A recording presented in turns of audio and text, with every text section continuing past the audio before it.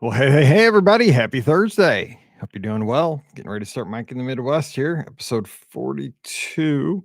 Live it on the edge. I do not know how this show is going to go, but we'll see.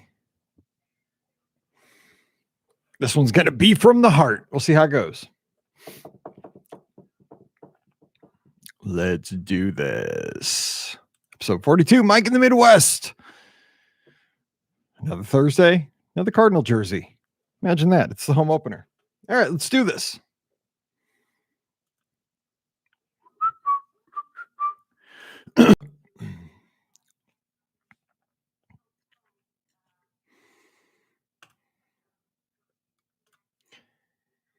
Well, hey, everybody. Happy Thursday. Welcome to episode number 42 of Mike in the Midwest, our mini podcast for the amazing patrons of the Be Our Guest podcast. Thanks for being here.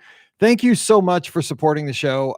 I just, thank you. You know, I know that, the $5 or $10 you might not think makes a difference each month, but it really does help support everything we do here with the show. It carries the show for the entire audience body, which I'm sure everybody else is very appreciative that you're supporting the show. I sure am.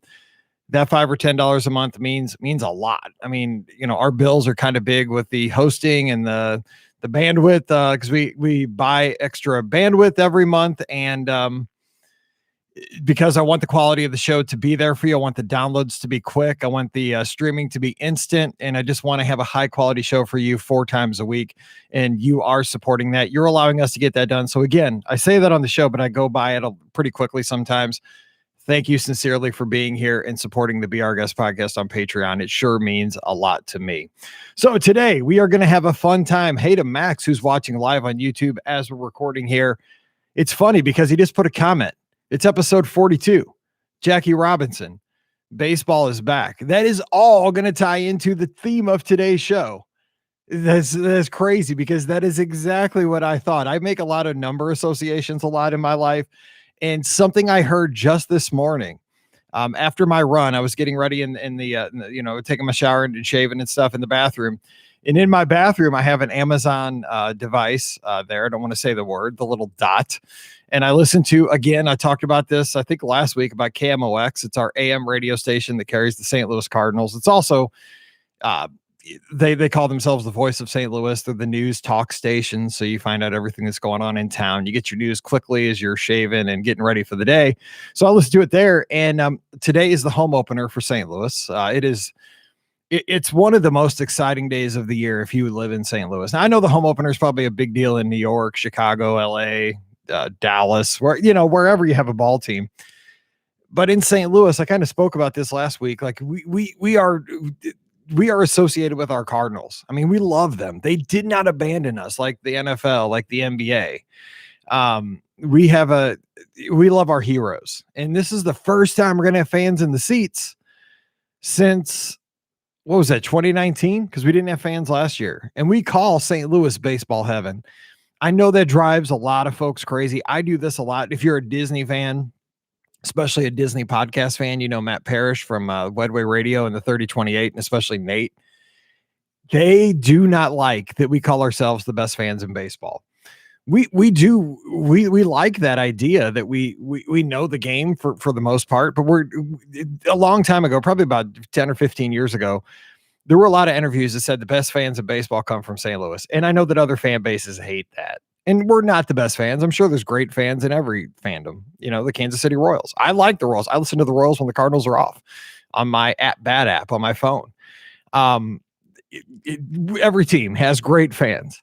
But man, that drives Matt and Nate crazy. And I think that makes them hate the Cardinals. But we love our Cardinals. And today's opening day, and we're so excited.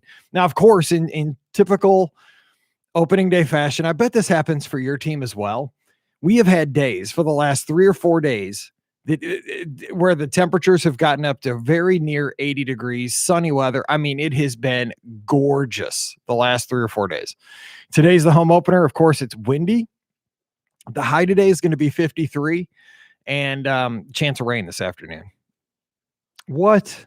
We were playing down in Miami the last 3 or 4 days. It's been beautiful here in St. Louis. So that's just how it goes. But hey, we have baseball in St. Louis. We have fans in the seats.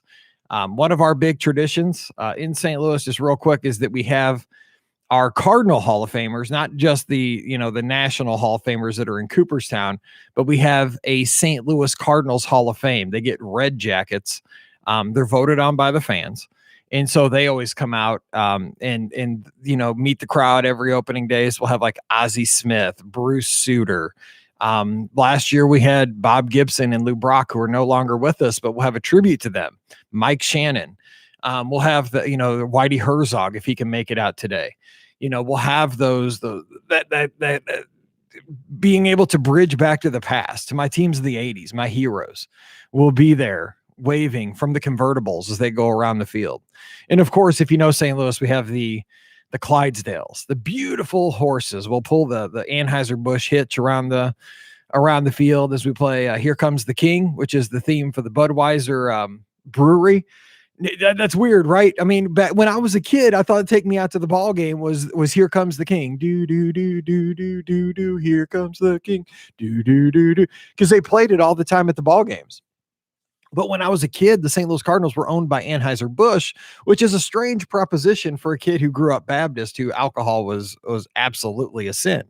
So, it's one of those things. I love my Cardinals. They're owned by the brewery, but then they sold them and it's all good. But we still carry on that tradition. Now they have moved Here Comes the King to the 8th inning stretch, where they play Take Me Out to the Ball Game at the 7th inning stretch. And I think they play Here Comes the King now at the top of the 8th between innings.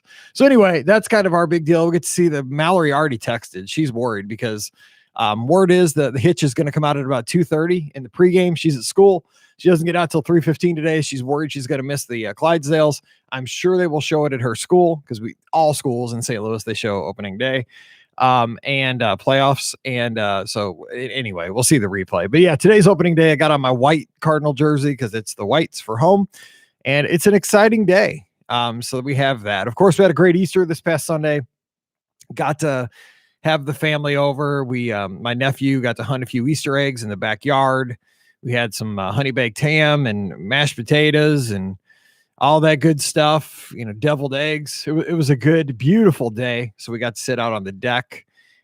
Just good time spending with family. And I'm so glad that when you think about where we were last year as compared to where we are right now, we're not there all the way, but man, it's sure a lot better than it was last year. And I'm so thankful for that. So today, as we get into today's topic, it's not really going to be a show about baseball. It's not going to be a show about Disney. And it's kind of a strange show because, like Max said in the comments a few minutes ago, this is episode 42. And if you are a baseball fan, or if you're just a historian, you know that number 42 is retired by all baseball teams in Major League Baseball. Now, it was retired for the Cardinals already for Bruce Sutter, but a few years ago, they decided to retire number 42 in honor of Jackie Robinson, the first African-American baseball player to play in the major leagues. And I was thinking about his story, and it wasn't just that he was an exceptional athlete. He had to be an exceptional person, and he had to be a person that was not scared to take a chance. And, when I taught sixth grade, I taught in a predominantly African-American school district. And so we did a lot of studies of famous African-Americans, whether they were surgeons, astronauts, athletes, folks in other forms of entertainment, political leaders, so forth. And that, the thing is that you didn't just have to be good in your field. You had to be somebody who could endure the long game. What happened today was likely to happen again tomorrow, maybe worse. And then, twice as bad 2 days from now. And so you had to kind of keep your eye on the prize down the road. But this morning, kind of the thought of this, I wanted to mention Jackie Robinson because he changed the game, and he did it because he was willing to not kind of brute force a problem. And by that, I mean, a lot of times in technology, a lot of folks try to hack passwords and they call it a brute force attack, where you throw a ton of computer power at it and you just try to overwhelm something. He didn't do that. He would be spiked. He would be called names. He'd be spit on. He just turned the cheek and played ball, and he'd hit a double the next time. And, if he walked, he'd steal second legally, and he would just play the game hard nosed and in the right way. And, I think that's how we need to live our lives. And today I'm going to talk about living our lives. Now, I want to preface this by saying I am just a guy, a middle-aged guy in Missouri, very middle class. I have not figured out life. I wish I had, but I've been very lucky. I know that I've been very blessed, and I've been absolutely luckier than I deserve to be. And today, this show's kind of brought about because, again, this morning when I was getting ready, I was listening to KMOX, and of course they're talking baseball because it's opening day. And our opening day starter at home is Adam Wainwright, and he's my favorite Cardinal player of all time. He's a bulldog. I mean, this guy, he's 39, and he's pitched for the Cardinals his whole career, which is very rare. When you get a player that sticks with your town and your team, you tend to really love them. That's why we love Yadier Molina, also our catcher. But Adam Wainwright, guy, he's really just he seems like just a blue collar guy, even though he's a millionaire, obviously, because he's a Major League Baseball player, drives a pickup truck. He's from Georgia. He's got that Georgia drawl when you talk to him, but he's so super down to earth. Never met him, but I mean, seems down to earth. And that's why I really like him, other than that he is an amazing pitcher. But the thing about Adam Wainwright is he was talking today. And so he was a free agent this past year, which means he could have signed with any team, and he did get offers from other teams. So did Yadier Molina, our Hall of Fame catcher, but they both came back to the Cardinals. And Adam Wainwright was talking about how in spring training this year, he's going to be a Cardinal Hall of Famer for sure. Adam Wainwright will be. Yadier Molina will be in the Baseball Hall of Fame. But Adam Wainwright talked about how when he heard that he made the team this year, the 2021 Cardinals. Now remember, he was on the 2006 Cardinals. He won a World Series with us in 2006. He's been with the Cardinals for a long time. But when he heard he made the 2021 Cardinals officially, he said he was still as excited as when he made the team in Little League or high school. Now, this guy knew he was going to make the team. He's going to be a Cardinal Hall of Famer, but he said he appreciated that. And you gotta, look at life that way. Don't take things for granted. Don't, just look past things. He could have looked past that he's the opening day home starter. I mean, that's a huge honor in St. Louis to be the pitcher for the home opener. That's huge. He didn't look down the road, 3 weeks from now. He said, I made a Major League Baseball team. And he went on to talk about how, when he sees, because he obviously lives in St. Louis, his family does. He has 4 kids. And, he'll go to the grocery store and he'll see somebody with a Wainwright jersey. I have one.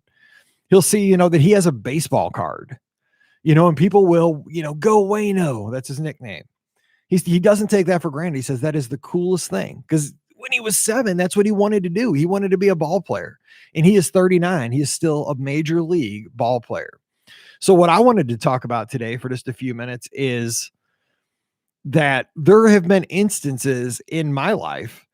Now, again, not a major league ball player, just a guy who was a school teacher, now is very lucky to get to work and travel, which is very cool. And also podcast, which is extremely cool. Podcasting is kind of my fun thing. Being a travel agent's fun, but being a podcaster, if I could do this all day, every day and not do anything else, sign me up. I'd love to work in radio if it had security and paid. But anyway, one of the things I want to talk about today, maybe, I would have loved to have heard this when I was 7 or 8. Now, again, when I was a kid, I was kind of a nerd because I like to read books. I really like to read biographies. I would read biographies of course, baseball players, but I would also like to read biographies of presidents. I also read biographies of astronauts because I was always a fan of space when I was a kid. And there were some recurring themes that I got when I was a kid, when I was very young, that I've tried to kind of carry through into my life. And I think that, if I would have heard this, I think I did a pretty good job of it. But I mean, if I wouldn't have been aware of this, I wish somebody would have told me this. And this is the advice I would have for somebody. And I'll give some examples here in just a second. The biggest point of today's show is don't be afraid to take a chance and scare yourself to death. Now, I was terrible about this. Let me give an example of where I was not willing to take this advice. You guys know from the history of the podcast, for the first 75% of the time we had the show, for about the first 7 or 8 years so far, we drove to Florida for every Walt Disney World vacation from St. Louis. It was a 14.5 hour drive. Most of that time, actually all that time, just about, with an infant, with a toddler, with a little kid, and Paige, God bless her, she would ride in the car every time and not really complain. And it wasn't easy. I mean, driving 14, 15 hours, it's not totally fun. And I would not get on an airplane because I was too scared. And so that was a shame because it held me back. It kept me away from a few opportunities that I could have had if I would have got on an airplane. But let me give some examples of that I can think from my life where if I would have played it safe and not been able to put myself out there, that things might not have turned out the same. And so let me give again, it's opening day. Let me give one of the examples that popped into my head. So in high school, and we talked about high school stories a few weeks ago. I went to a gigantic high school and it was known for its athletics. I mean, that's why we moved to that district. Basically, they had great athletic programs. So I played baseball, in Corey League, which was our version of Little League. And, we had a pretty good team, but then it came time to try out for the high school baseball team my freshman year. And I was semi-confident, I'd always made teams and so forth in the past, but when we went out to try out for baseball, there were 125 guys that came out for the team. Now, if you don't know, baseball team typically in high school will have a roster of about 18 at the most. So 125 guys, no kidding. It looked like, if you've ever seen the movie Field of Dreams where the cars are going into the field at the very end and it just goes on and on forever, it felt like that when it was the line to play catch to warm up. I was like, I have confidence in myself, but God, how do you stand out when there's this many people? It helped that I was tall and left-handed and could throw hard. So that was a bonus. But, I could have walked away, and I'm sure some guys did. They just probably said, this isn't going to happen. I'm not taking that chance, because every time you put yourself out there, you set yourself up for disappointment. But I was lucky enough to make the team. And because I made the team, I got to have, a fun high school experience. Being an athlete in high school makes high school a lot more fun.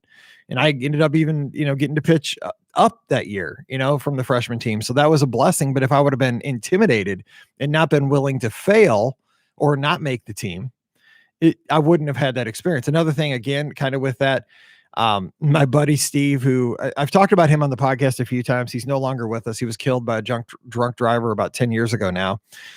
He was my catcher all through Corey League. It was Mike pitching, Steve catching. And what did we do every day before our Corey League baseball games? We played wiffle ball till our arms fell off. We were always playing ball together. And anyway, so back in this is how old I am. Back in the day, like when they had tryouts for teams, you would get it we got a free paper every Wednesday called the Suburban Journal. And it was basically just for like local news, like the towns around us, but it was mostly ads. But they had a section there in the classifieds with like tryouts and, events coming to your town. Well, the Legion baseball team was having tryouts. Okay. So I was like, oh my God, Steve, the Legion team's having tryouts. I was in 7th grade. Steve was old. I always played up. So Steve was in 8th grade. I'm like, dude, let's try out for this team. He's like, this is for high school kids. I'm like, I don't care. They're going to cut us, but let's just go try out. I mean, we'll get to hit, we'll get to run, we'll get to pitch. I mean, who cares? We'll do anything? No, we didn't have anything to do. So I remember we went over to Hazelwood East High School and tried out. We both got cut because this was like all the way up to 12th grade. I was in 7th grade. We got cut. But about 6 weeks later, I was playing Corey League baseball at our local ball field, and the head of umpires came up, Mr. I, and he's like, "Did you hear? Mr. Culpa is looking for you." And I'm like, Mr. Culpa was the manager of the Legion team. I'm like, no, because I just finished umpiring a game. No. And he said, well, I think you're going to get some good news tonight. And I was like, what? He's like, you're on the team. I was like, oh my God, I couldn't believe, like, this was like getting called up to the majors at this point. So what happened was a couple of guys blew out their arms. They needed pitching. They were in a big tournament for the weekend. And so they were playing like 4 games in 2 days, and a couple guys hurt their arms. So I got to pitch that was going into 8th grade because it was in the summer. It was before 8th grade. I got to pitch on the Legion team. And that was just like, I was like pitching with my closer heroes. Like I knew these guys from the ball, from being around the ball fields, but they were like 4 or 5 years older than me. And it was amazing. So if I wouldn't have gone to that tryout that day and knew I was going to get cut, I would have never had that extra experience during Legion Ball, because I stuck with the team after that and got to just have some cool experiences. I pitched a game against Steve Avery. If you're a baseball fan, you know who that is. He pitched for Minnetonka, Minnesota. And yeah, I lost, but it was a battle of the left-handers. It was fun looking back. So, other things. Here's another example of another thing I tried out for and I did not make, but I don't regret it. You guys know that I'm a big fan of reality TV, right? And one of the shows that Pam got me hooked on years ago, actually from the very first show, she used to watch with her good friend Beth, who used to teach with us. They would watch Big Brother. And they would watch the live feeds. They would know everything that's going on with this person said this about that person. This person's going to boot this person out of the house. And so over the years it was on. And then of course, anything that I get into, I get in like all the way. I don't just get in halfway for most things. Like if I listen to a podcast, and I got to do a podcast, and I got to make sure that it's out there and it's the best quality it can be. Big Brother was the same way. So once I started listening to watching Big Brother, I was so absorbed with the game. Like I was watching the live feeds all the time. I was listening to podcasts about strategy of Big Brother. And then eventually I wanted to play Big Brother. Cause again, once you watch these shows and you're like, because there's some like athletic competitions and there's some really stupid the Big Brother is a really stupid show. It's really dumb. It's a social experiment. Everybody's locked in a house for like 3 months and you compete for things, but everybody votes each other out. So you got to kind of be socially strategic, which I'm probably not. But anyway, I was really into it for a few years and I was like, I told Pam, I was like, I got to get on the show. I could win. Like, and if you win, you get $500,000. And I mean, for me, that's like crazy money, right? So I was like, I asked Pam, hey, you care if I try out? I mean, I can't believe she said yes, but I guess she wanted a break from me for 3 months if I made it. So I remember this. It was Good Friday a few years ago. You make a video online, you submit it, and then you go to a casting call. And I drove all the way to Lexington, Kentucky. It was 7 hours each way. And you go in, it was the weirdest thing because this casting call was held at a mattress store, like a bed store. And they had a whole thing set up. There was a big long line. You got in line, they gave you a number. And then when your number came up, you went into the room, you talked to the person, you told them, a little bit about, they recorded you, why you would be a good contestant on Big Brother and all that. I can't remember what I said, but I didn't make it. I didn't hear back. But I don't regret it. It's one of those things that I had the experience. Like I've now been to a casting call. I got to say that I tried out for Big Brother. I mean, anybody could have walked in that day and done that. And I think a lot of people that were from Lexington, probably from the University of Kentucky, probably all tried out. But it was fun. I didn't make it, but I got the experience of it, which was fun. There are other things in life that, that if you don't give them a shot, you don't get the experience with space camp. Like I worked at space camp because I took the chance to go down there 2 summers. Now, here's the thing. When I went to space camp to work, I didn't know one person. I just remember, here's what I remember about taking the job to work at space camp those 2 summers in 2002, 2003, because I was so in love with space and I loved being a teacher and it was the perfect opportunity. The only problem was I have a life in St. Louis and I have and I had to work 6 days a week in Huntsville, Alabama.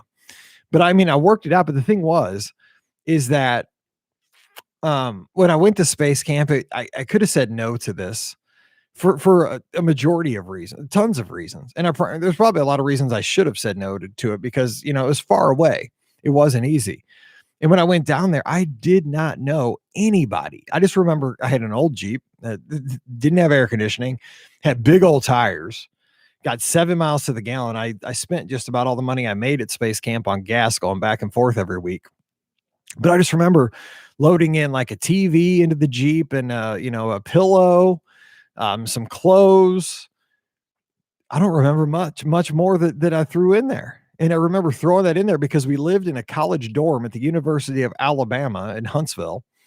And you had this little bitty college dorm, and that's where you lived for the summer. Free board, and free food and everything, but you worked there. And I didn't know a soul. But the thing was, no sooner had I gotten there You know what? I didn't bring a pillow because I forgot a pillow, because here's what happened. I get there, we have this meeting. They're like, we're meeting at the boss's parents' house because the boss's parents have this big house in Alabama, has an in-ground pool, and they're gonna have like a party so everybody can meet each other. The staff can meet each other because the staff came from all over the country because we were all teachers during the year, but we all came to Space Camp over the summer to teach teachers in the teacher program. So we all met at this. Her name was Kat. Her parents' house. Had a pool party, barbecue, and all that, but I didn't know a soul. Well, so I get to meeting people, and one of the people I got to meet was Wes. He was actually from Huntsville, one of the best teachers I have ever seen in my life, by the way. Um, Incredible guy, incredible teacher. I mean, anybody that would have him as a teacher was just so lucky. I mean, it was like learning from a master every day. But he was just, country boy from Alabama. I mean, he was just the nicest guy. And I remember, like, the party was wrapping up. We'd met people, we'd had barbecue. We they handed out schedules and about orientation and all the stuff we had to do over at the Rocket Center the next day. And the thing was, I realized, oh man, I didn't pack a pillow. And so, I'm getting ready because he came back to the dorms with us because there were 4 guys. It was Wes stayed at the dorms because they were free. So he stayed there. We had Dan Oates, who was he still is awesome teacher, really works with blind students. He's awesome, from West Virginia. And then we had, we called him Shaggy because we all had call signs. I was Wrangler. Shaggy was from Texas, and he worked with a lot of students that spoke Spanish. We all 4 lived together in this little quad thing in this dorm. And I realized I didn't have a pillow. So I didn't know where to go to get a pillow. I'm like, dude, I need a pillow. Like, I can't sleep without a pillow.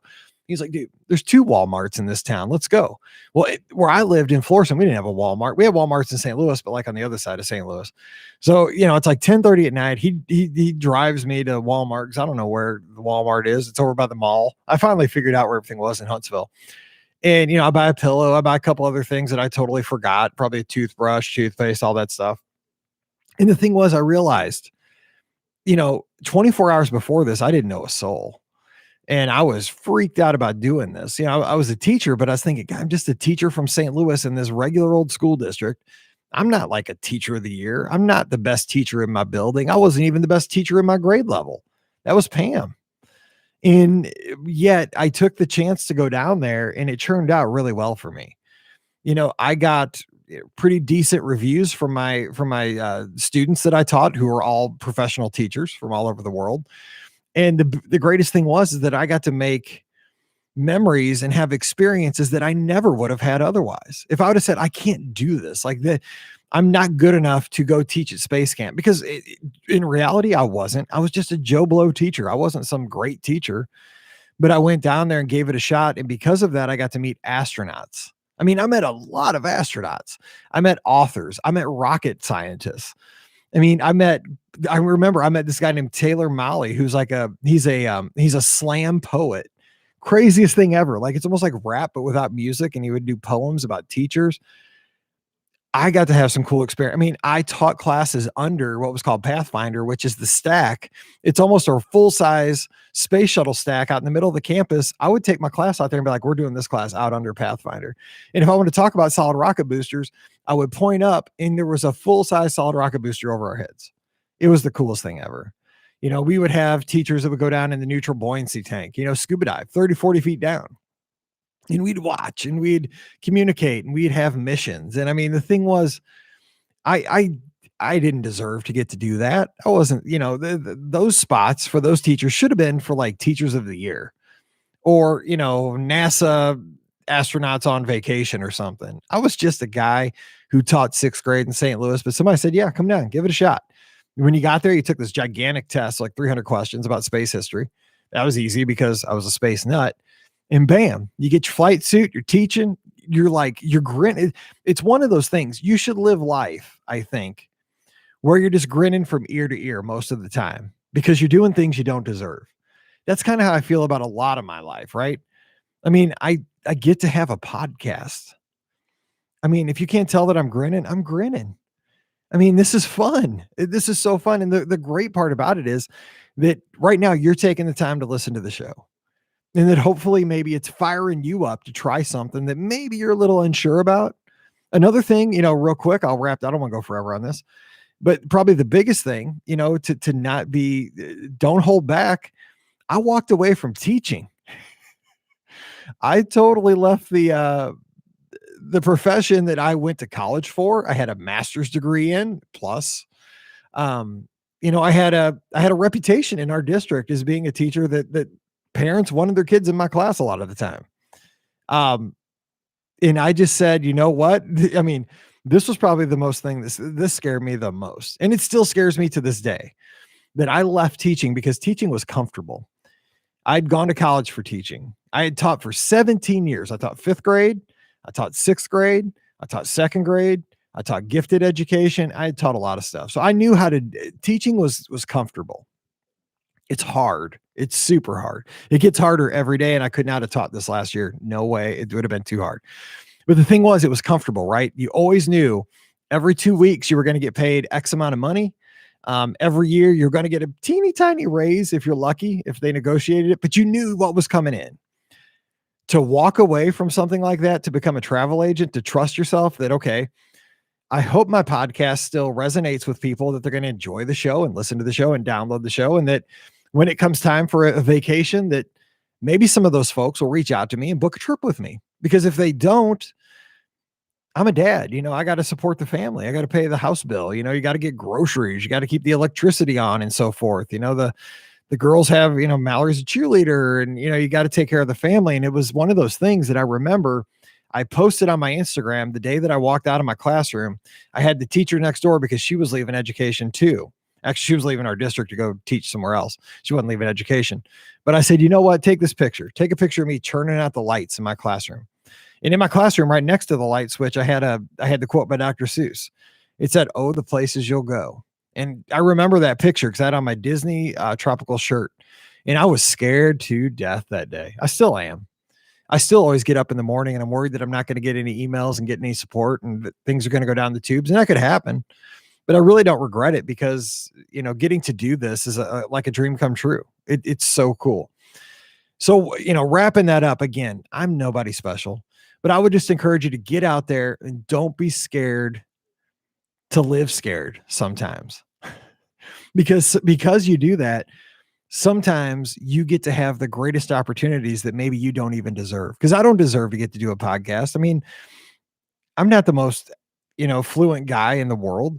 There's a lot of folks with better voices and better content and more research. I get that. I always talk from the heart and I'm passionate about the topic, but you guys give me the chance to express myself. And then a lot of you folks here on Patreon, are very kind and really let me, help you plan trips. And that helps me put food on the table for the family. And I'm eternally grateful for that. But I just wanted to throw that out there. I hope this is one maybe you'll share with a kid. Maybe they can listen to it if they're, nervous about trying out for the band, or, going out for National Honor Society or National Junior Honor Society or a cheer dance squad, something like that. Sometimes you're not going to make the team, and that's okay because you're going to get that experience of the track, and it hurts. Don't get me wrong. It hurts at first, but then try out again, find out what could I have done better? Ask the coach, ask the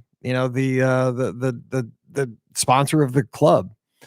But you're gonna put that experience in your belt, and you're gonna have that. And if you go out again, you're gonna have an advantage because you're gonna know what you did and how you can improve it. But you know what? You may make that team, and because you make that team, your life might be a lot different. So get out there, live a little scared, and have some fun. Thanks for hanging out with me today. I'm Mike in the Midwest. I hope you enjoyed the show.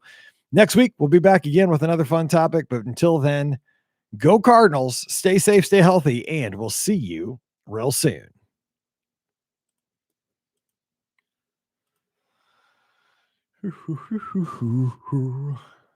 Well, hey, Herschel. Hey, Max. Go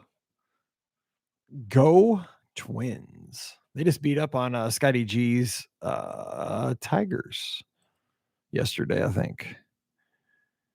Thanks, Max. I don't know what I'm doing, but I try to figure it out every day. I hope you're doing well. Oh my goodness. Let me find. We're having hot dogs tonight for dinner. I'm excited about that. Hot dogs, and we're having peanuts. Cardinal peanuts. Mallory texted from school, making sure that we went to the grocery store and got hot dogs and peanuts. And I said, you need to pay attention to class. You pay attention to your teacher instead of worried about dinner. I want to try that pickle Corwin of Amber. I want to try that.